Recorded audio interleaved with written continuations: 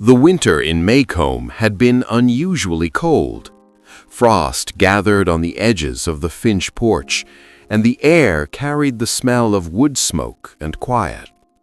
The children, Scout and Jem, had long grown used to the stillness of their sleepy town, where days seemed to move slow enough for you to count them by heartbeats. Then one afternoon, that quiet broke. It began with a shout from down the street. Someone had seen a strange dog wandering near the Radley house. It was February, far too early for a dog to be roaming in the heat of the day.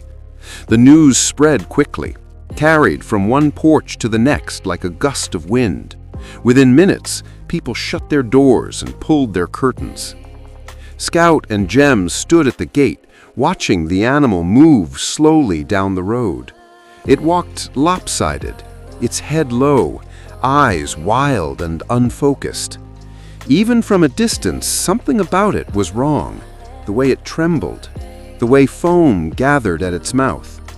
Calpurnia, their housekeeper, was the first to act.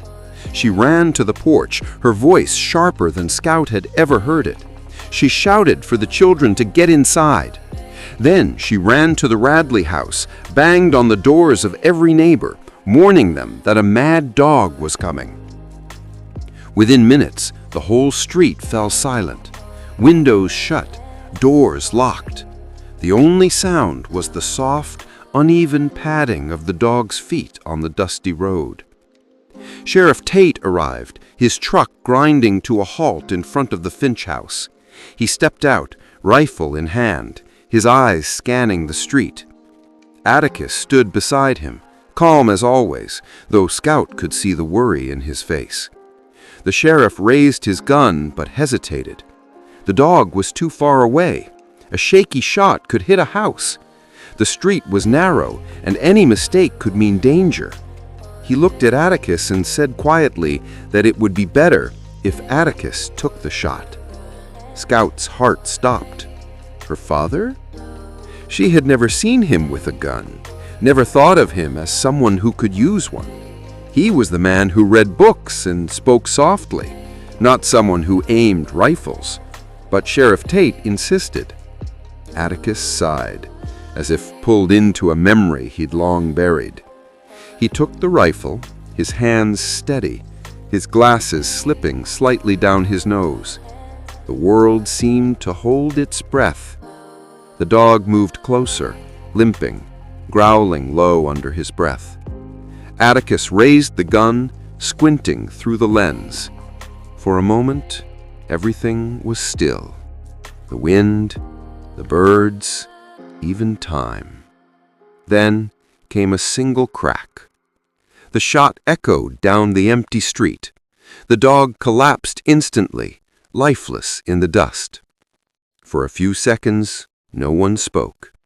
The sheriff exhaled, nodded, and said it was a clean shot, one that had saved the whole neighborhood.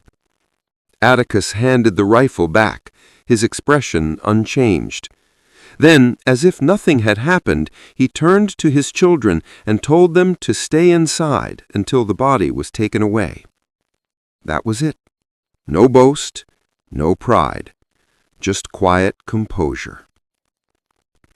Later that day, Miss Maudie told Scout and Jem what they hadn't known, that their father was once the best marksman in Maycomb County. They called him One-Shot Finch. He had given it up years ago, she said, because he believed shooting wasn't something to brag about.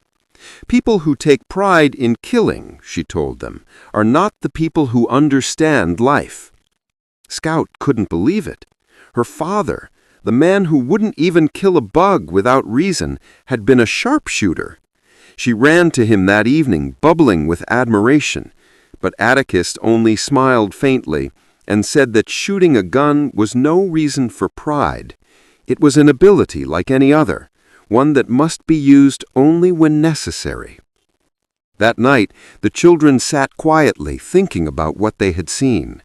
Scout realized something she couldn't quite put into words, that courage didn't always roar. Sometimes it looked like a man standing calm in the face of danger, doing what needed to be done without asking for applause. The mad dog was gone by morning. The streets swept clean. Life returned to its slow rhythm. But for Scout and Jem, something had changed. Their father, who had always seemed ordinary, now appeared extraordinary in a way that had nothing to do with guns.